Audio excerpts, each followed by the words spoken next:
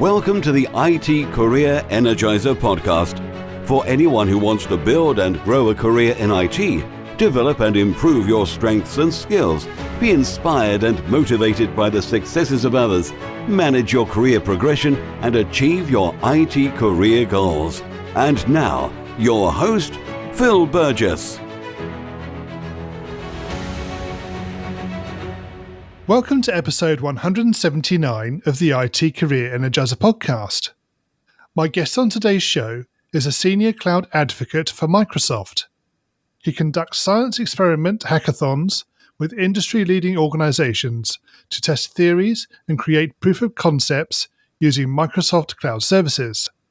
Previously, he has been awarded Microsoft Most Valuable Professional 4 years running for evangelizing mobility products and solutions through public speaking engagements and other efforts. So welcome to the podcast, Anthony Bartolo. Thank you for having me. So maybe, Anthony, you can give us a bit of an understanding of what your role as a senior cloud advocate is? So specifically as being a senior cloud advocate, our responsibility is 70% listening and 30% sharing. Why that's so important, it's gaining the feedback from our audience that is adopting Microsoft technology or Azure services as a whole, and understanding pain points or understanding aha moments, and then relaying that back to engineering. I always call ourselves the front line for engineering because of the fact that we're immersed amidst the audience that uses the services. And then what we learn as a whole, and this is part of the reason why the hackathons for me are so important, what we learn from a perspective of what's being implemented, how it's being governed, how it is being secured, how the resources are being made available. We share that with the masses. Sometimes we're able to share a full-on GitHub repo with ARM templates and best practices, or sometimes we just simply share the story in terms of what we learned and to just enable everybody to move forward on adopting cloud services. Right, and presumably that involves subsequently talking about the hackathons and the results you're obtaining? Correct. So it's talking about the hackathons or the hackfests that we do directly with customers, and then sharing the resources that have been created from said hackfests, and either doing it in a small forum or an online forum or even in a larger forum, where it's a public speaking engagement where we're then sharing with everybody. Yes, exactly. Yeah. Okay.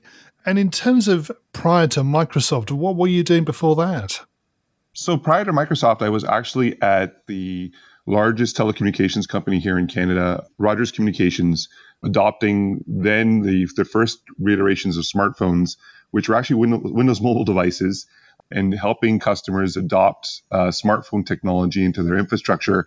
My first foray into server was actually on Server 2003 Service Pack 2, where there was the connection into Exchange for the direct MAPI connection to smartphones, and then the whole aspect of governance of the hardware at that time, and empowering IT to adopt security best practices for these new mobile coming of information at your hip. So that was quite early on in terms of smartphone technology. Oh, yes. Prior to even having voice communication across those devices, we're talking Windows Pocket PC and then BlackBerry and then the iPhone. Great. So can you, Anthony, perhaps tell us a top career tip, one that the audience may not know and perhaps should?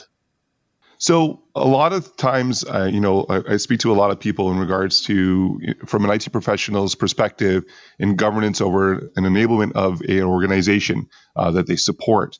And I always ask, what guidance or what reference are you being provided in terms of what you're trying to accomplish? And the answer I get is usually the same. It's more of a reactive measure. Something occurs, a catastrophe occurs, and then the IT professional is, pointed at saying, why didn't you fix this or why did this occur? And then they go forward and do the bandage or make the appropriate response after the incident has occurred. What I always share as a tip specifically to IT pros is make sure you're part of the business. Make sure you have a seat at the table with the business decision makers and with the developers of the organization that you support, so that you are part of the business. So you have an understanding where the business is moving forward to.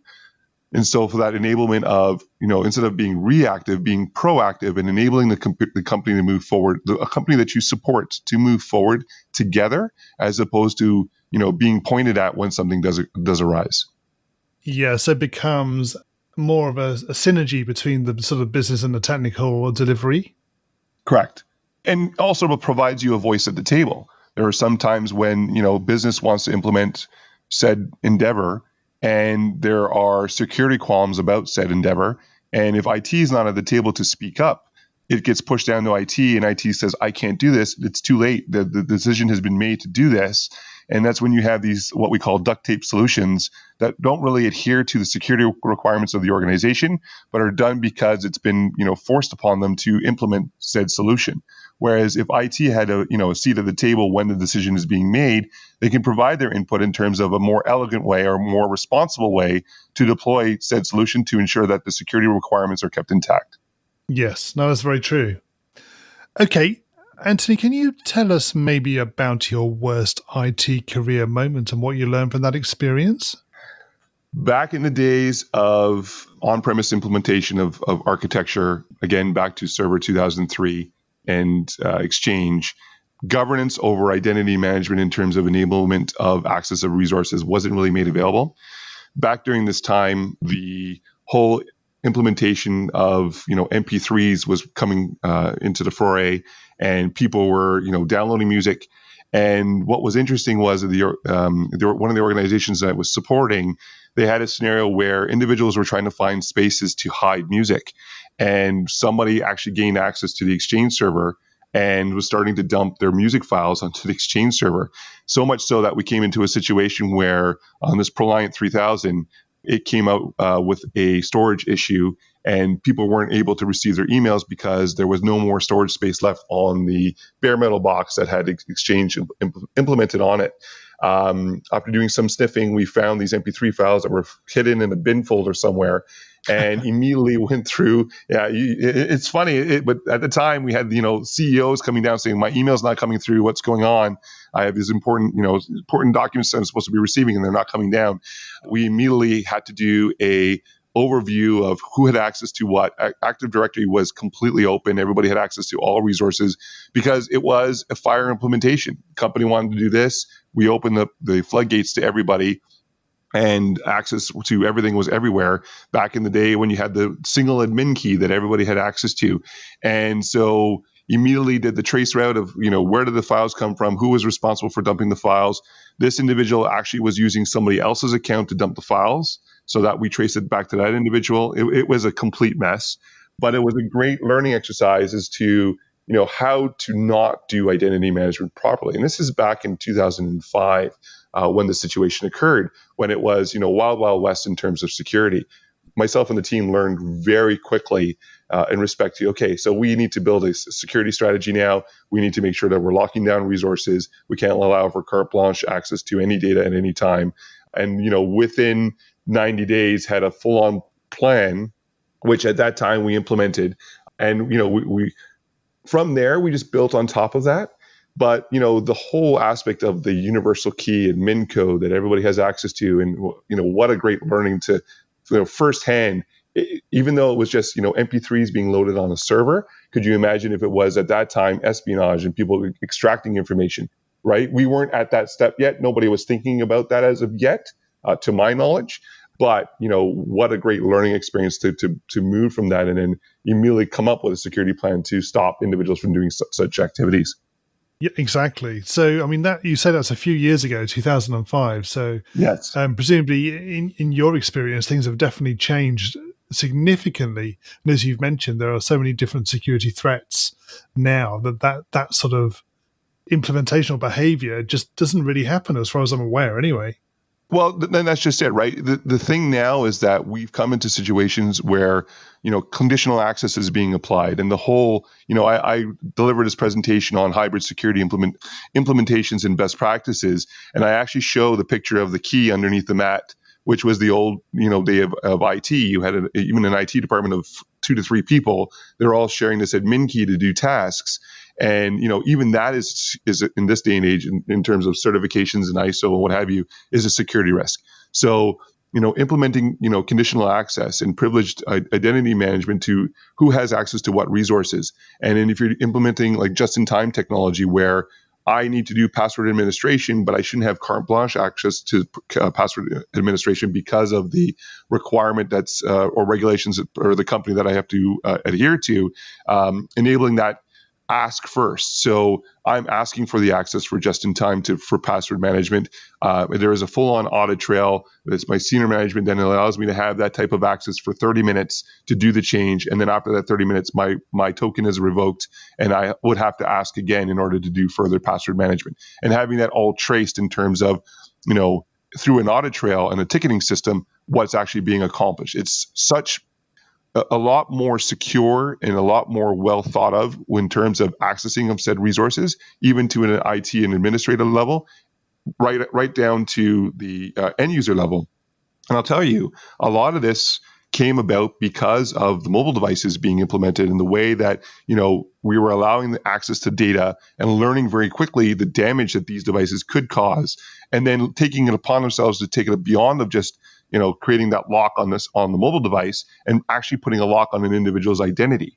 And, having that as a token or the key to say, is this individual authorized or not? And then enabling multi-factor authentication to ensure that you're actually guaranteeing that this individual is the individual that's accessing said data. It just grows from there. And this is just learning that we're seeing catapulting, even quicker as the years go by and the months go by in respect to the technologies and how to secure them. That's great to hear, and particularly your own experiences as well. So, Anthony, can you maybe take us to your IT career highlight or greatest success? I would have to say the greatest success that I've had thus far was in respect to the hackathons that we've accomplished. One of them being with the Missing Children Society of Canada, where we were able to harness server function technology. So we have a service. There's a technology made available through functions that is a immediate action that occurs in the cloud for a specific event. In this case here, what we were able to do is we were able to extract information from social media when a child is in distress. So a child can activate the service by simply including hashtag HFM, which stands for Help Find Me. When that's activated, the solution that we architected together alongside developers and business decision makers over at Missing Children Society of Canada was the ability to then capture the information that, the child is in distress, who they are, who they've been in contact with, sentiment of the conversation. 80% of the abductions that occur are initialized via conversation that occurs online in a romantic intention, where the child has been for the last 30 days, so the breadcrumbs of that scenario. And that information is created into a dossier that's then shared with police. It was such a great eye-opening opportunity because of the fact that traditionally, these type of solutions that are created are done by developers. And the fact that, myself and another individual, Pierre Roman, a great friend of mine, came together from an IT pro perspective and architected out the solution and enabled the security aspect of the solution, the storage capabilities, the resiliency. These are things that, from a developer standpoint, it's not sometimes their focus. And so to be part of a solution that was so impactful, to enable the ability to help find kids and to invoke technology to help do that, and to do it in such a way where it was secure and met the requirements for privacy and regulations by the local law enforcement, was a very moving moment. And when it went live, and they're currently implementing this solution today around the world, because we were able to share this as open source on GitHub, it's very impactful. And to know that, from an IT professional's perspective, you are valid, your skills are something of importance, and is transferable to cloud very easily. This was something, was a big eye-opening moment for me doing this project, and just the impact that it's had has been phenomenal. Yeah, so the fact it's made such a contribution to the community and society as a whole must be very fulfilling. Definitely. And the fact that, the traditional on-premise IT pro skills being translated to the cloud in this real-world implementation, so valid, so helpful, had a huge impact on the project as a whole in respect to meeting the regulations set forth by local law enforcement and the Missing Children Society of Canada from, again, privacy and from security, what have you. We together working, in unison, in collaboration with the developers and the business decision makers, made all the difference to even have the solution completed that much quicker. Yeah, good. Okay. So, Anthony, what excites you about the future of the IT industry and careers in IT?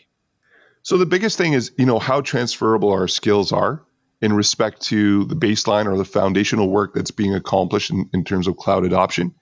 I hear a lot, IT pros to thrive, they need to learn how to code. If you have a passion for coding, definitely something that you would want to pursue. I've started to dabble myself in Python just because of the enablement it provides on IoT solutions as a whole.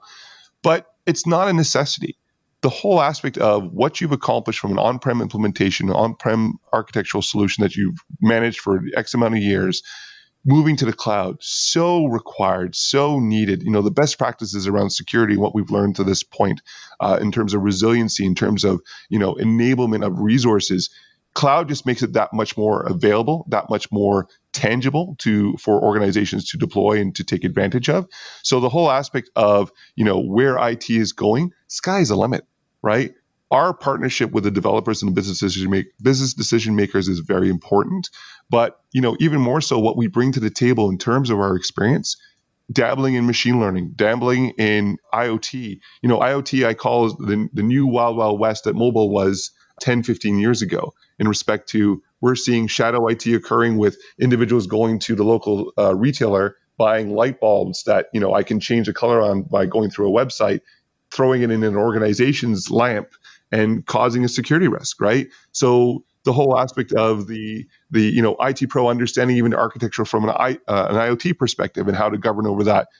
Lessons learned from the on-premise architectural days being brought forth into this. It's so amazing to see how fast IT pros can adapt to the new technology and be of such a great worth to the organization that they support.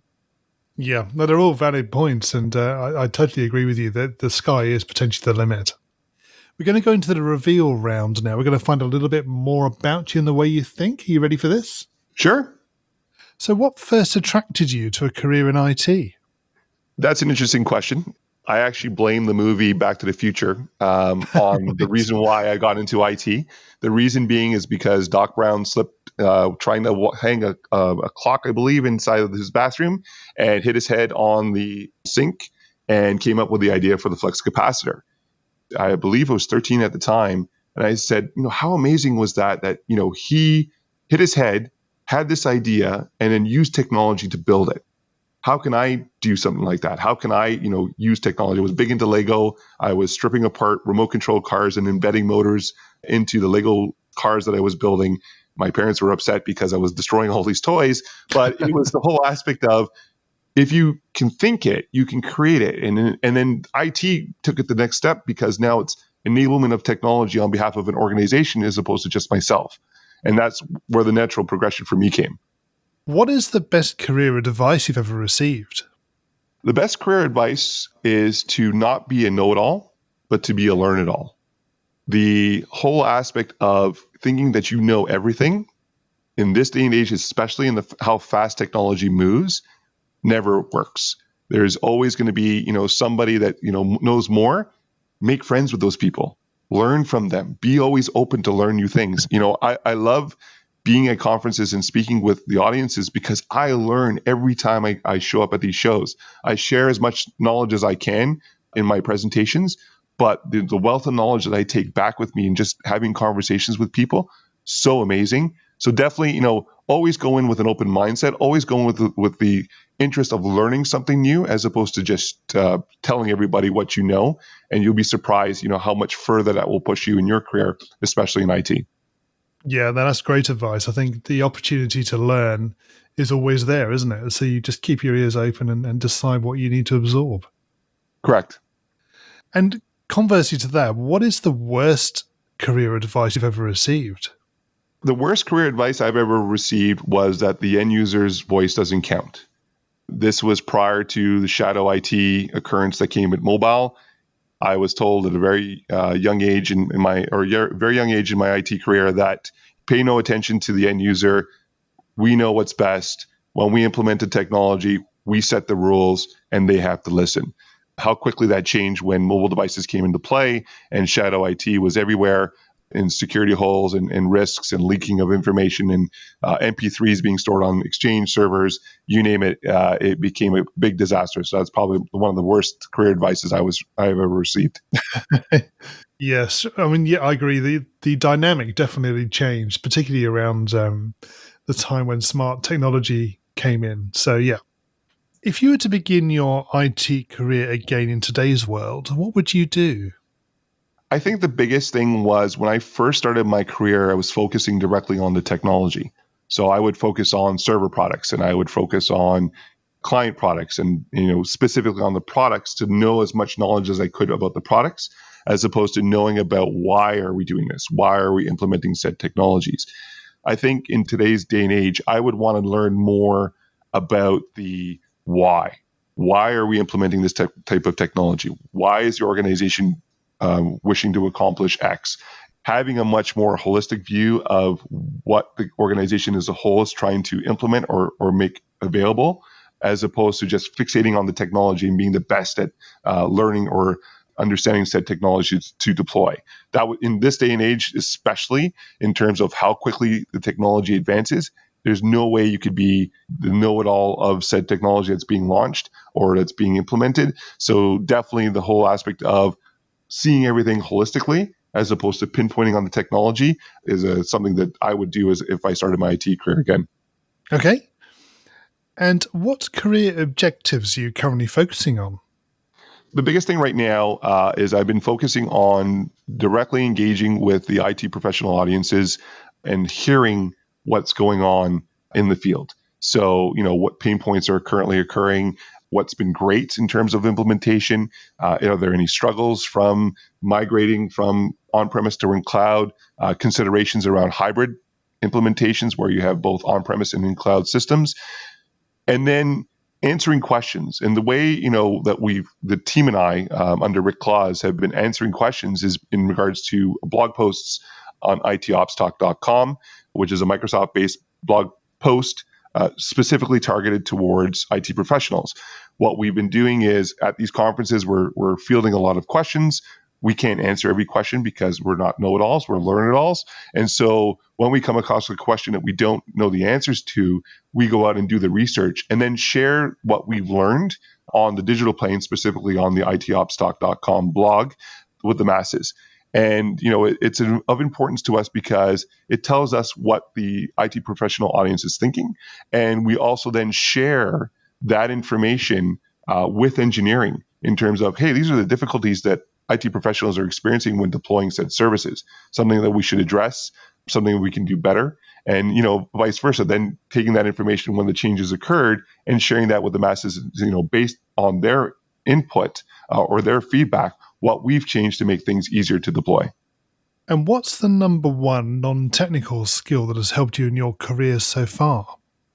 So originally, I actually wasn't in technology. I was actually a car mechanic back in the day. And this is prior to even the ECUs being deployed in the vehicles. And for me, it was that whole tie back to creativity, right? If a problem came in, so the car won't start or there's a whining noise that's coming from the vehicle, how do you address that? How do you fix that? How do you, deduce the problem? That was a very important skill for me in terms of the deduction of the problems that were coming in with the vehicles, because that activated my problem solving skills. And so the same symptoms you would look for in an engine of a car was very relatable to IT for me, and opened up the world of opportunities when the first car rolled in with an ECU. And I was given a very thick laptop computer at the time to then connect to the ECU via the serial bus and do a understanding or problem solving session with the vehicle to find out what's wrong. It was a big eye opener, and it was something where, wow, this is a way now to use technology to address a problem the car is having and have a pinpoint result as opposed to trying a couple things to get the car up and running. Yeah, that's interesting to hear, definitely. And what do you do to keep your own career energized? The biggest thing is just talking with audiences has been something of a great excitement for me. I love to learn. I love to dabble in all aspects of technology. Right now, I've been doing a lot of work around IoT just because it's been fascinating in terms of the amount of information that you can capture. One of the projects that I actually had the privilege of working on was with the Canadian Coast Guard, where we taught drones how to identify life jackets in the water when a ship is in distress. And the amount of information that was, sent back to us from these drones was phenomenal. But it was from a perspective of the drone doing its own deduction of identifying a life jacket. In some scenarios, the drone has no connectivity because it's 3 hours out at sea. And so to teach the drone to be self-aware in terms of what a life jacket actually looks like. And then when it does identify said life jacket in the water, to do a heat sensor scan or an IR scan of the body masses around that life jacket, and then to do a prediction around hypothermia setting in on that individual.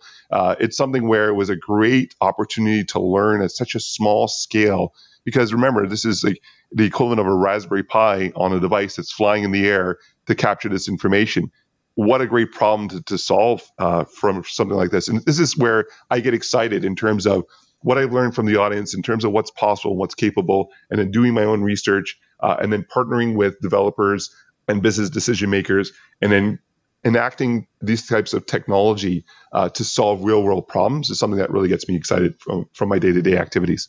Yeah, that's some very interesting things there, definitely. And what do you do in your spare time away from technology? So I'm a quarter mile guy, being a former mechanic, still racing 1970 Challenger down the quarter mile out in Cayuga here in Ontario, Canada. I do that maybe once or twice a year. Also picked up recently, actually, mountain biking. I've been enjoying that a lot. And when I get a chance and I can break away out of Ontario and visit California, specifically Huntington Beach, do a little bit of surfing as well. Sounds like you keep yourself very busy then. Yes, very. Nice and active. That's the main thing, yes. And Anthony, can you share a parting piece of career advice with the IT Career Energizer audience? The biggest thing is to never think that you shouldn't be part of the conversation. IT professionals and IT departments have been seen as a cost center for too long. You have to step up. You have to grab your own seat at the table. You have to make your voice heard. And you have to be able to listen to the organization as a whole to understand where the business is going. Us as IT professionals cannot be successful if we're reactive. We have to be those individuals that are there at the seat of the table, understanding what the business is trying to accomplish, and providing our input in terms of how to get the organization there. Being reactive is something that will keep the IT professional departments as a cost center. And we want to be, an enabler of technology, not just a one and a zero at the end of the day. Exactly, yeah. That's very good. And finally, what's the best way we can find out more about you and connect with you? So the easiest way to connect with me is through the blog, which is itopstalk.com.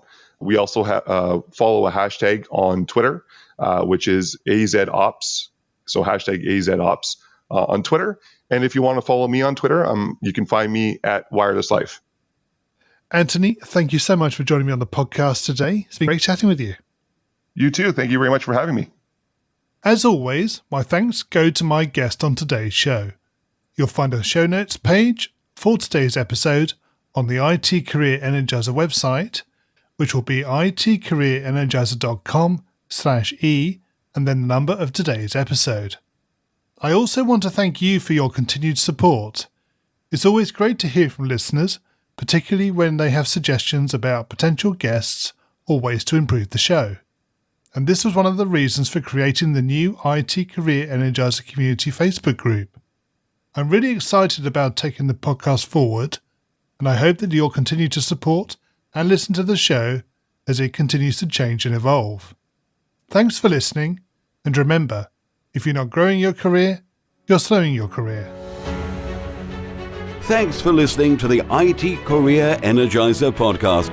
To find out more about building a successful career in IT, visit itcareerenergizer.com.